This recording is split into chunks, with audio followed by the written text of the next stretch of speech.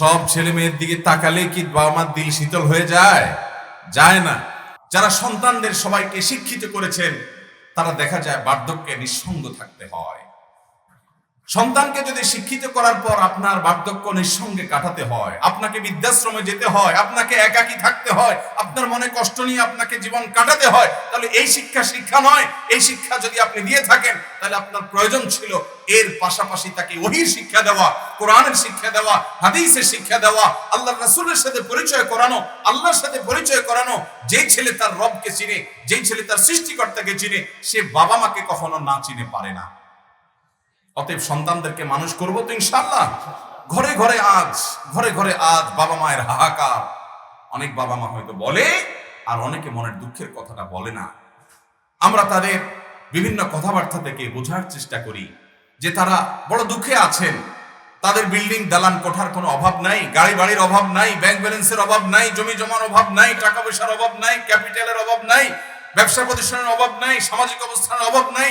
অভাব হলো তাদের সন্তানগুলো তাদের নয়ন জোড়ানো সন্তান নয়। সন্তান তার সাথে বেয়াদবি করে, সন্তান তার সামনে তর্ক করে, সন্তান তার প্রতি দায়িত্বশীলতার পরিচয় দেয় না, সন্তান তাকে রেখে দূরে থাকে, সন্তান তার কষ্টের কারণ হয়, সন্তান তার দুঃখের কারণ হয়, সন্তান তার মনকে প্রশান্ত করে না, পরিতৃপ্ত করে না। আপনি যদি সন্তান আপনাকে পরিতৃপ্ত করুক, আপনার সুখের কারণ হোক, আপনার নয়ন জোড়ানো সন্তান হোক, সেটা চান, তাহলে সন্তানের প্রতি আপনার যে করণীয়গুলো আছে, জন্ম তো বটেই, জন্মের আগে থেকে তার জন্য একজন ভালো মা, তার জন্য একজন ভালো বাবা নির্বাচন করে, তার জন্য দোয়া করে, তার জন্মের পর তাকে সুসন্তান করার জন্য দ্বীনি শিক্ষা দিয়ে তাকে মানুষমত মানুষ হিসাবে গড়ে তোলেন।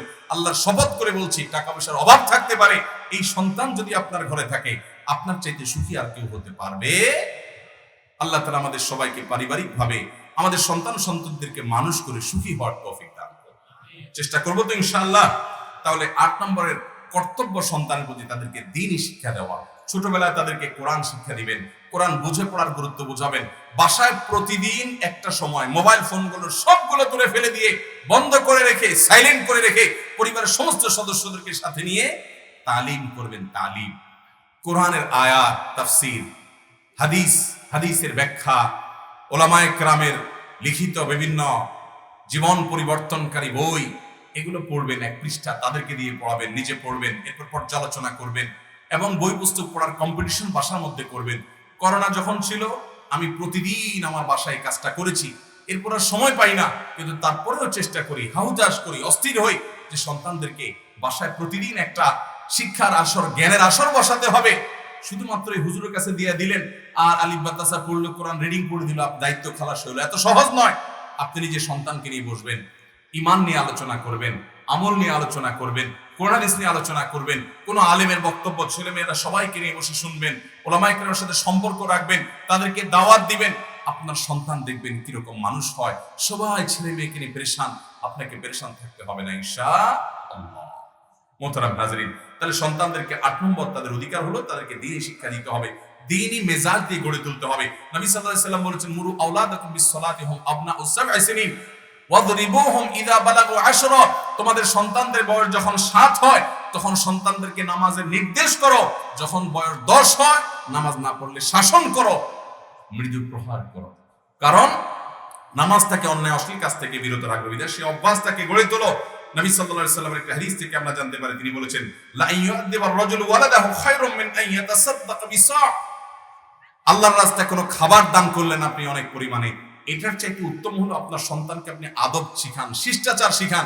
আমি আগেই বলেছি, আজকাল বাপমারা ছেলে মেয়েকে জন্মের পর থেকে মারতে থাকে, প্রেসার দিতে থাকে, চাপ দিতে থাকে, পড় এবিসিডি, পড় অ আ ক খ, পড় আলিফ বা তাসা, ঠিক আছে, এগুলো পড়ান। কিন্তু তার আগে তাকে শিখান আমাদের রবকে আল্লাহ, আমাদের সৃষ্টিকর্তাকে আল্লাহ, আমাদের রাসূলকে মুহাম্মদ সাল্লাল্লাহু আলাইহি ওয়াসাল্লাম, আমাদের আল্লাহ কি বলেছেন তাকে শিখান। এই শিক্ষা তাকে দেন, এই দ্বীনি শিক্ষা তার প্রাপ্য, তার অধিকার। সন্তানকে যদি দ্বীনি শিক্ষায় গাফলতি করেন, এই সন্তান কিয়ামতের ময়দানে বলবে, আল্লাহ আমি যে নষ্ট হয়েছি, আমি দোষী স্বীকার করি, কিন্তু আমারে বাপ আমারে মা এবিসিডি শিখানোর জন্য বহুত মারছে, স্কুলে যায়নি সেজন্য বহু প্রেসার দিছে, মসজিদে যাওয়ার জন্য কখনো প্রেসার দেয় নাই, আমাকে কখনো দিনদারিতার জন্য জোর দেয় নাই। এই সন্তান আপনার বিরুদ্ধে আল্লাহর কাছে নালিশ করবে, আল্লাহর আদালতে আপনাকে আসামি করবে। এই সন্তান, সে বাদী হবে আপনার বিরুদ্ধে যদি আপনি তার হক আদায় না করেন। সন্তান হক আদায় করবো তো ইনশাআল্লাহ। 9 নম্বর, সন্তানের অধিকার হলো তার জন্য ভরণ পোষণ দিবেন, খরচ খরচা করবেন। এটা আলহামদুলিল্লাহ আজকাল সব বাবা মারা দরকার যা তা করে, দরকার ছাড়াও করে, হালালটাও করে, পারলে চুরি করে আনাও, হারাম দিয়েও পোলাপানরে খাওয়ায়। এটা দরকার চাইতে বেশি আছে। তবে এরপরও আমাদের সমাজে কিছু অমানুষ বাপ মা আছে, যে অমানুষ বাপ মা সন্তান জন্ম দেওয়ার পর আর কোনো খোঁজ খবর নেয় না, ভরণ নাই, পোষণ নাই, খোঁজ খবর নাই। বিশেষ করে যারা অনেকে আছে দেখা যায় যে এই সংসার বাদ দিয়ে সংসার নিয়ে সে মজমাস্তি করছে, বলে বসে আছে, কোনো খোঁজ খবর নাই। এরকম অমানুষ আছে, কিয়ামতের ময়দানে এই বাপ মাদের বিচার হবে সন্তানের হক নষ্ট করার কারণে। কারণ সন্তানের পাওনা অধিকার যে তাদের ভরণ পোষণ দিতে হবে, তাদেরকে আদর দিতে হবে, তাদের সোহাগ দিতে হবে, তাদের স্নেহ দিতে হবে, মমতা দিতে হবে, ভালোবাসা দিতে হবে। এটা যদি না দেন, আপনি আপনার স্বার্থে নিয়ে শুধুমাত্র পড়ে আছেন, জন্ম দিয়ে ছেড়ে দিয়েছেন, আল্লাহর কাছে আপনাকে জবাবদিহি করতে হবে। নাম্বার 10, সন্তানদেরকে উপযুক্ত হলে বিবাহ দিবেন, দেরি করবেন। তথাকথিত পায়ে দাঁড়ানোর অজুহাত দিয়ে যুবক পোলাপানকে বুড়া বানায় ফেলবেন, 30-32 বছর বয়স বানায় ফেলবেন, বিয়ে দিবেন না।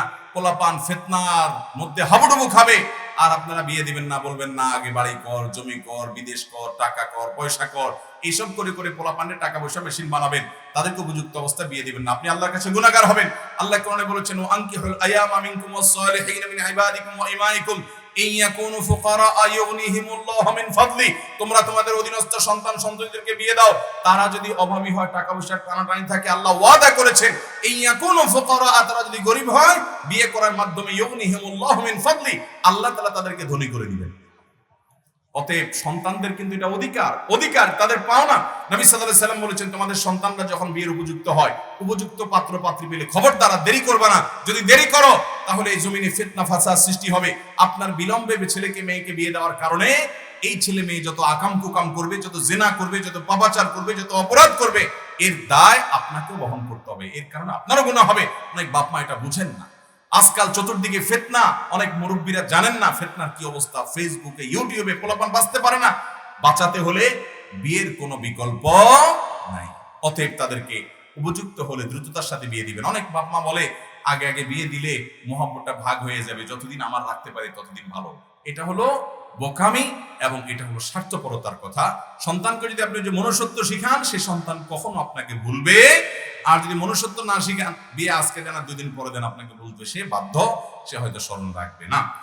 11 নম্বর এবং সর্বশেষ, সন্তানদের পাওনা অধিকার হলো তাদের প্রতি সমতা বজায় রাখতে হবে। সমতা বজায় রাখতে হবে। আদর একজনকে একটু বেশি, আরেকজনের দিকে একটু কম হইতে পারে, এটা ভিন্ন বিষয়। কিন্তু সম্পদ দেওয়ার ক্ষেত্রে, জমি জমা দেওয়ার ক্ষেত্রে, টাকা পয়সা দেওয়ার ক্ষেত্রে, এগুলো দেওয়ার ক্ষেত্রে সমতা বজায় রাখতে হবে। আপনি এক সন্তানের নামে জমি লিখে দিচ্ছেন, আরেকজনকে দিলেন না।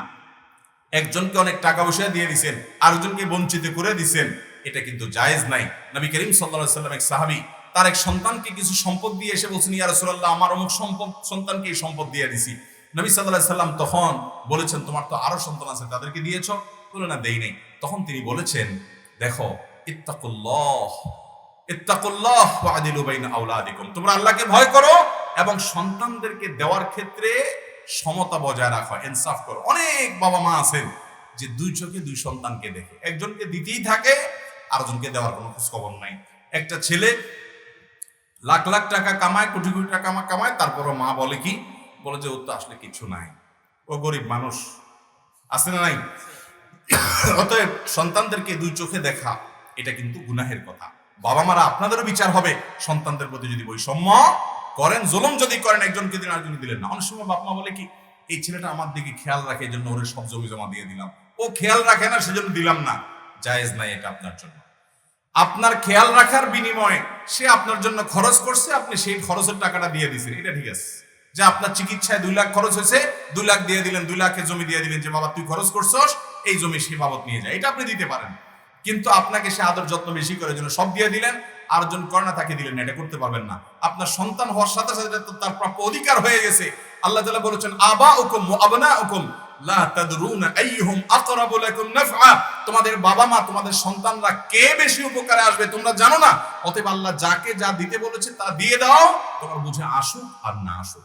এজন্য সন্তানদেরকে সম্পদ দেওয়ার ক্ষেত্রে বৈষম্য করা যাবে মেয়েদেরকে ডেকে এনে বলবেন তোমাদেরকে বিয়ে শাদী দিছি, টাকা পয়সা খরচ করছি, এখন তোমাদের তো আলহামদুলিল্লাহ জামাইরা টাকা পয়সা কামাই করে অনেক আছে, থাক তোমরা দাবি দাবা করিও না, এগুলো তোমাদের ভাইদের জন্য ছেড়ে দাও। মেয়েরাও শরমে পড়ে লজ্জা পড়ে বাপে বলছে মুখে কি আর তর্ক করবে, বাপের সম্পত্তি তো, রাজি হয়ে চলে যায়। গুনাহ হবে, গুনাহ। আপনি মেয়েদেরকে কৌশল করে লজ্জায় ফেলে তাদের সম্পদ থেকে আপনি বঞ্চিত করেছেন।